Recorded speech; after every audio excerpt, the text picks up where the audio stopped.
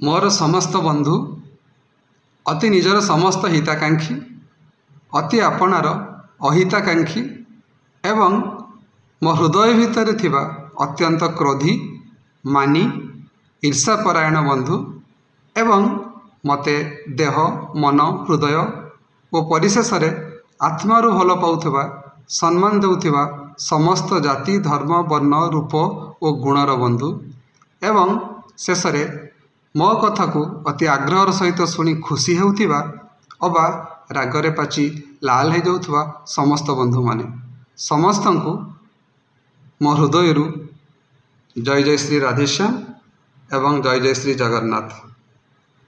ए दुनियार ठीक भूल कसटी पथर रे निजको कसु कसु मु आज उपलब्धि करे there is nothing worse than expecting anything good from others. अर्थ अन्य मानक ठारू किछि भी भल आशा करिवा ठारू निकृष्ट चिंता आ किछि भी होई न पारे एवं एहा मध्य मु उपलब्धि करे there is nothing better than doing good for others. अर्थ अन्य मानकर पई भल करिवा ठारू उत्कृष्ट चिंता आ किछि भी होई न पारे। तेणु मु विश्वास करे we have to think about ourselves first then we should possess some better thoughts for others. But why? The reason is that unless we are good for ourselves, no one can see our goodness or goodwill for others. अर्थ आमे निज पई भलो होई न पारिले आम भितरर भल गुण बा अन्य मानक पई सुचिंता कहारी को दिसिबनी जहाँ देखा जावा उचित मध्य नुह। अधिकंतु आजिर समाज रे यह कहारी को देखा मध्य जाए नहीं। एबे कथा हेउची आमे प्रथमे निज पई भल हेबा केमिति? उत्तरटी अति सहज, टिके भावंतु तो। उपायटी होउची निजको स्वार्थपरतार दास करदेबा किंबा अत्यंत स्वार्थपर होई जीवन जीवा। We all have to be extremely selfish so that we can bring improvement for the most important purpose of our lives, which helps a lot to gain our own self realizations and identification. तात्पर्य आमे स्वार्थर अर्थ को भल भाव बुझी उचित मार्ग रे स्वार्थपर हेले ही जीवनर उन्नति पथरे अग्रसर होई परिबा, निजको निज भितरे अनुभव करि परिबा एवं निजर प्रकृत परिचय पाइबार आग्रह निज भितरे सृष्टि करि परिबा।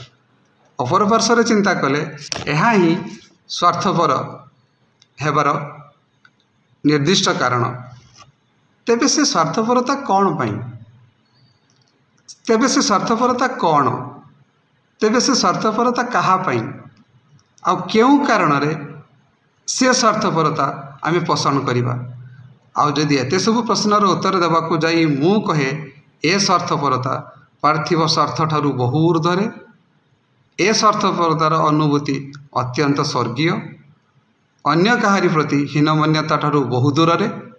जदि स्वार्थपरता हुए परमेश्वरंकर कृपा पाइबार मार्गदर्शक तेबे से प्रकार स्वार्थपरता चिंता एवं आलोच्यर विषय।